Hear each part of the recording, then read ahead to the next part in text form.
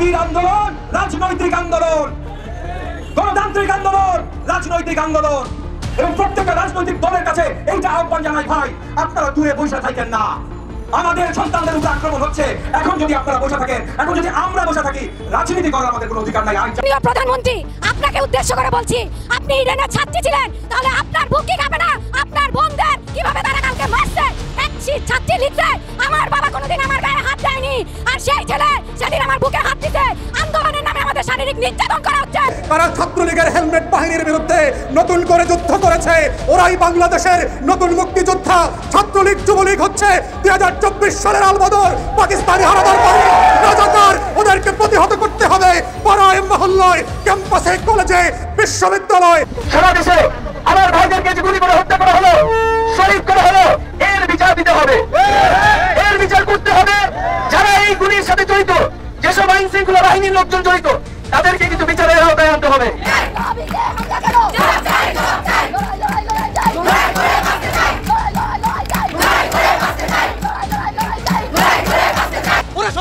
সরকার কি করে, পুলিশ কি করে ভাই বলেন? পুলিশ শুধু দেখতেছে, পুলিশ আর কিচ্ছু করতেছে না। ওরা আমাদেরকে আক্রমণ করতেছে, আমরা ওদেরকে আক্রমণ করতেছি। এটা কি খেলা? এটা কি খেলা পাইছেন? ওরা নিয়ে আন্দোলন করতেছি, আমরা আন্দোলন করতেছি। আমরা শিক্ষার্থীরা চাকরি না পেলে আমরা চাকরি পাবো না। ওরা তো ঠিকই পথের পর পথ পাই আছে। আজকে এই ভিডিও যখন রেকর্ড করছি তখন সারা ঢাকা তো বটেই, প্রায় সারা দেশ অচল করে দিয়েছে সাধারণ শিক্ষার্থীরা। আসসালামু আলাইকুম দর্শক, গুরুত্বপূর্ণ সংবাদে আপনাকে স্বাগত। প্রিয় দর্শক, এমন একটা ঘটনা ঘটে গিয়েছে যা আজকের নিউজটি দেখলে আপনি অবাক হয়ে যাবেন। সেই সাথে প্রিয় দর্শক, আজকের এই ভিডিওগুলোর মাধ্যমে আপনি কিছু চাঞ্চল্যকর তথ্য জানতে চলেছেন, যার কিছুটা অংশ দেখেই আপনি বুঝতে পেরেছেন আজকের নিউজটা ঠিক কতটা গুরুত্ব বহন করে। তো প্রিয় দর্শক, আমি বেশি কথা বলবো না, আপনাদেরকে দেখাবো আজকের সেই কাঙ্ক্ষিত ভিডিওগুলো। তার আগে বলবো, আপনি যদি এই চ্যানেলে নতুন হয়ে থাকেন তাহলে চ্যানেলটি সাবস্ক্রাইব করে পাশে থাকা বেল আইকনটি ক্লিক করে দিন। আর যদি ইতিমধ্যে চ্যানেলটি সাবস্ক্রাইব করে থাকেন তাহলে অসংখ্য ধন্যবাদ। তো চলুন ভিডিওটিতে একটি লাইক দিয়ে আমরা পর্যায়ক্রমে সবগুলো ভিডিও দেখে আসি। রাজনৈতিক দলের কাছে এইটা আহ্বান জানাই, ভাই আপনারা দূরে বসে থাকেন না। আমাদের সন্তানদের উপর আক্রমণ হচ্ছে, এখন যদি আপনারা বসে থাকেন, এখন যদি আমরা বসে থাকি, রাজনীতি করার আমাদের কোনো অধিকার নাই। আর যা কিছু করার অধিকার থাকুক। হাতুড়ি দিয়ে নাম হামলা হয়েছে, কাটা রাইফেল দিয়ে হামলা হয়েছে, হেলমেট বাহিনীর হামলা হয়েছে। যেই হেলমেট বাহিনী গতকাল হাসপাতালে ঢুকে আমাদের বাচ্চাদের উপরে আক্রমণ করেছে। এই পর্যন্ত সরকারি পারমিশন দেয়া খবর, বাংলা ভিশন টিভিতে আজকে সকালে খবর থেকে বেরিয়েছি, 3 জন ছাত্র নিহত হয়েছে। ইতিমধ্যে 3 জন নিহত হয়েছে, শত শত আহত হয়ে পড়ে আছে। আপনার মনে হয় এই এই এই পিছা সঙ্গীত, আপনার এই হেলমেট বাহিনী, যাকে ছাত্রলীগ নামে পরিচিত, প্রধানমন্ত্রী এবং এই চাষিবাদ সরকারের লাঠিয়াল বাহিনী, এরা আজকে আক্রমণ করবে না? আপনাদের মনে হয় এই 3 আহত 3 থাকবে, শত শত আহত শত শত থাকবে? না ভাই, হাজারে হাজারে যাবে। গতকাল হাসপাতালে ঢুকে আক্রমণ করেছে, কালকে আপনার আমার বাড়িতে ঢুকে আক্রমণ করবে। কে ঠেকাবে? 71 সালে আমরা সবাই, আমাদের ভাইয়েরা, বীর মুক্তিযোদ্ধারা অস্ত্র হাতে তুলে নিয়েছিল এই ঠেকানোর জন্য। আজকে আবার সময় এসেছে ঠেকানো। যত রাজনৈতিক দল যেখানে আছেন সবাইকে তাদের হয়েও ডাক দিচ্ছি। আজকে নূর আমার আগে অলরেডি একটা ডাক দিয়েছেন, চলেন আমরা সবাই একসাথে তাদের সাথে মাঠে নামি। এই সরকারকে দেখিয়ে দেই প্রত্যেকটা দাবির আন্দোলন রাজনৈতিক আন্দোলন, গণতান্ত্রিক আন্দোলন, রাজনৈতিক আন্দোলন। এবং প্রত্যেকটা রাজনৈতিক দলের কাছে এইটা আহ্বান জানাই, ভাই আপনারা দূরে বসে থাকেন না।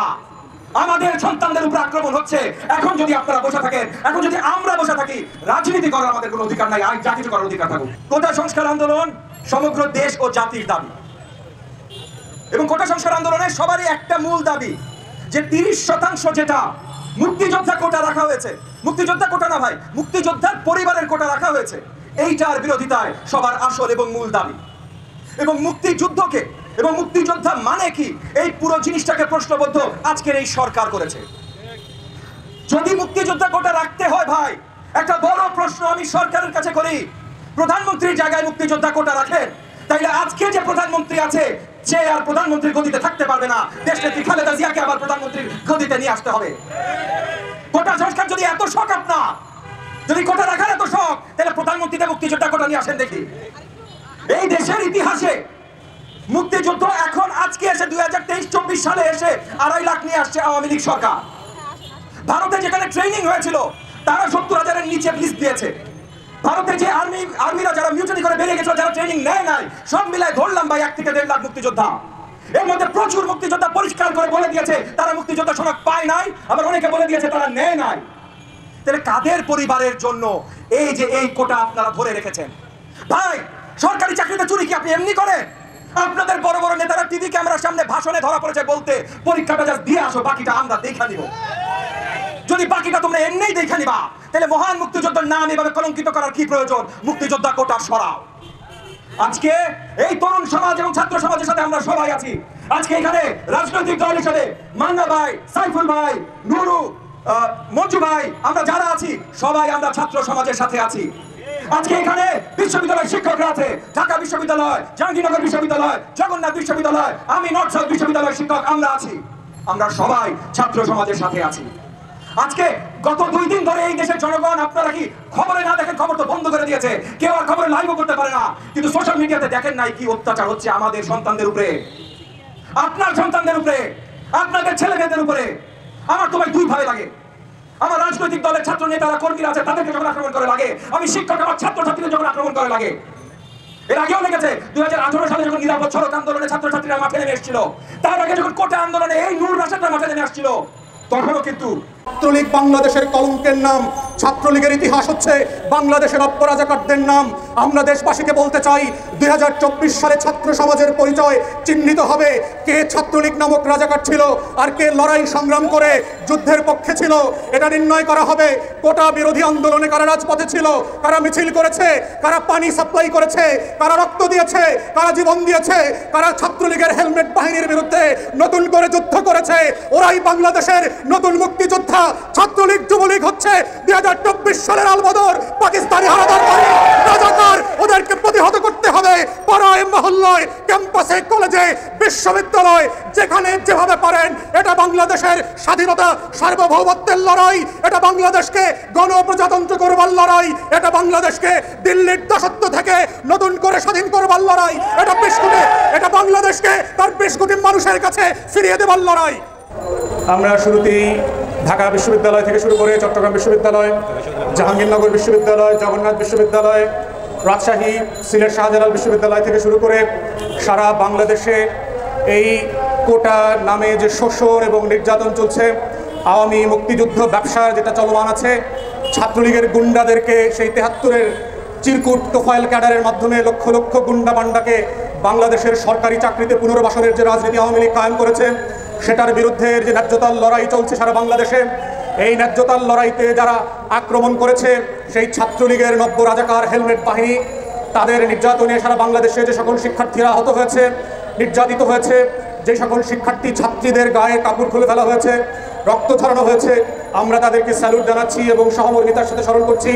আমরা ইতিমধ্যে খবরে দেখেছি রোকেয়া বিশ্ববিদ্যালয়ে একজন ছাত্রকে গুলি করে ছাত্রলীগ হত্যা করেছে। আজকে কিছুক্ষণ আগে মাত্র তার লাশের ছবি দেখলাম। আমরা সারা বাংলাদেশের মানুষকে অনুরোধ করছি, দয়া করে বাংলাদেশে শেখ হাসিনার নেতৃত্বে যেই জমিদারি প্রথার শাসন চালু হয়েছে, এটার বিরুদ্ধে যদি আপনারা লড়াই না করেন, এটার বিরুদ্ধে যদি আপনারা রুখে না দাঁড়ান, এটার বিরুদ্ধে যদি আপনারা প্রতিবাদ না করেন, ঘরে ঘরে গিয়ে আওয়ামী লীগ আপনাদেরকে গুলি করবে, আপনাদের বাড়িঘর ধ্বংস করবে। শুধু মুক্তিযোদ্ধাদের, ব্যবসায়ীদের নামে নাতিপুতির কোটা না, জনম জনম ধরে ওরা আইন করবে। তোফায়েল ক্যাডারের মতো নতুন করে ছাত্রলীগ ক্যাডার ছাড়া বাংলাদেশে কেউ সরকারি চাকরি পাবে না। আপনারা দেখেছেন পিএসসির প্রশ্ন ফাঁসের যে স্ক্যান্ডাল বের হয়েছে, ভাইবা বোর্ডে আওয়ামী সাংবাদিক, আওয়ামী দালাল বুদ্ধিজীবী, আওয়ামী বেশ্যারা যেভাবে 200 নম্বরের অঙ্ক বিচার করে, বিরোধী দলের রাজনৈতিক ছেলেমেয়েদেরকে চাকরিতে পাওয়া যায় না, সেখানে 200 নম্বরে ছাত্রলীগের চিরকুটে 180 পাওয়া যায়। এইভাবে তারা যে বৈষম্যের রাজনীতিকে রাষ্ট্রীয়করণ করেছে, এই বৈষম্যের যে লড়াই চলছে, বৈষম্য থেকে বাঁচবার লড়াই, এটা শুধু আপনার লড়াই না, এটা কৃষকের সন্তানের লড়াই, এটা সিএনজি ড্রাইভারের সন্তানের লড়াই, আজকে যারা ম্যানুয়াল জব করছেন তাদের লড়াই, আপনাদের জনগণের লড়াই। এই লড়াইতে আপনাদের অংশগ্রহণ দরকার। যারা মিছিল করছেন না তাদের পাশে গিয়ে দাঁড়ানো আপনাদের দায়িত্ব হয়ে গেছে। ছাত্রলীগ বাংলাদেশের কলঙ্কের নাম। ছাত্রলীগের ইতিহাস হচ্ছে বাংলাদেশের অপরাজাকারদের নাম। আমরা দেশবাসীকে বলতে চাই, 2024 সালে ছাত্র সমাজের পরিচয় চিহ্নিত হবে কে ছাত্রলীগ নামক রাজাকার ছিল আর কে লড়াই সংগ্রাম করে যুদ্ধের পক্ষে ছিল। এটা নির্ণয় করা হবে কোটা বিরোধী আন্দোলনে কারা রাজপথে ছিল, কারা মিছিল করেছে, কারা পানি সাপ্লাই করেছে, কারা রক্ত দিয়েছে, কারা জীবন দিয়েছে, কারা ছাত্রলীগের হেলমেট বাহিনীর বিরুদ্ধে নতুন করে যুদ্ধ করেছে। ওরাই বাংলাদেশের নতুন মুক্তিযোদ্ধা। ছাত্রলীগ যুবলীগ হচ্ছে 2024 সালের আলবদর পাকিস্তানি হানাদার হানাদার বাহিনী রাজাকার, ওদেরকে প্রতিহত করতে হবে। পাড়ায় মহল্লায়, ক্যাম্পাসে, কলেজে, বিশ্ববিদ্যালয়, যেখানে যেভাবে পারেন। এটা বাংলাদেশের স্বাধীনতা সার্বভৌমত্বের লড়াই, এটা বাংলাদেশকে গণপ্রজাতন্ত্র করবার লড়াই, এটা বাংলাদেশকে দিল্লির দাসত্ব থেকে নতুন করে স্বাধীন করবার লড়াই, এটা বাংলাদেশকে তার 20 কোটি মানুষের কাছে ফিরিয়ে দেবার লড়াই। 71 হাতিয়ার গর্জে উঠুক আরেকবার। 71 হাতিয়ার লড়াই লড়াই লড়াই চাই, লড়াই বাঁচার লড়াই। তাই আমরা দেশবাসীকে বলছি, আপনারা দেখেছেন গতকালকে বিকেল সন্ধ্যা মিলিয়ে সারা রাত ধরে বিভিন্ন ক্যাম্পাসে ছাত্রলীগের হেলমেট বাহিনী কিভাবে বস্তি থেকে টোকাই ভাড়া করে এনে আমার শিক্ষার্থী মা বোনদেরকে পিটিয়েছে, রক্ত ঝরিয়েছে, কাপড় খুলে নিয়েছে, রাস্তায় ফেলে সাপ কুকুর পিটানোর মতো পিটিয়েছে। এই বাস্তবতা বুঝেও দেখেও যদি বাংলাদেশের মানুষের হুঁশ না হয়, মনে রাখবেন এই বেহুশ জাতির স্বাধীনতা হারানোর ইতিহাস আছে। পলাশির প্রান্তর থেকে শিক্ষা নেন। 190 বছরের গোলামি কিভাবে এই দেশের উপরে চেপে বসেছিল।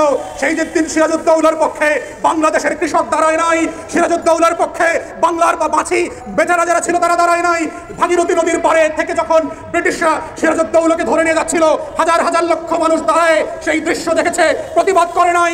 সেদিন যদি ব্রিটিশদের গায়ে মির্জাফর, রবার্ট ক্লাইভ আর খাসিনী বেগমদের, জগৎ সেতু, মিচাদার রায়, লুপ্তদেরকে যদি একটা করে ঢিল ছুটতো, সেই দিন বাংলাদেশ পরাধীন হইতো না, আমাদের স্বাধীনতার সূর্য অস্তমিত যাইতো না। তাই আপনারা যারা বসে বসে এখনো দেখছেন, লড়াই করছেন না, প্রতিবাদ করছেন না, কোটা বিরোধী আন্দোলনের শিক্ষার্থীদের পাশে কোনো না কোনো ভাবে দাঁড়াচ্ছেন না, ভয়কে জয় করেন। খোদার কসম, আমরা যেদিন সবাই ভয়কে জয় করে রাস্তায় নামবো, কেউ মরবো না, কাউকে গ্রেফতার করা হবে না। কিন্তু যদি একা একা বসে থাকেন, কুকুর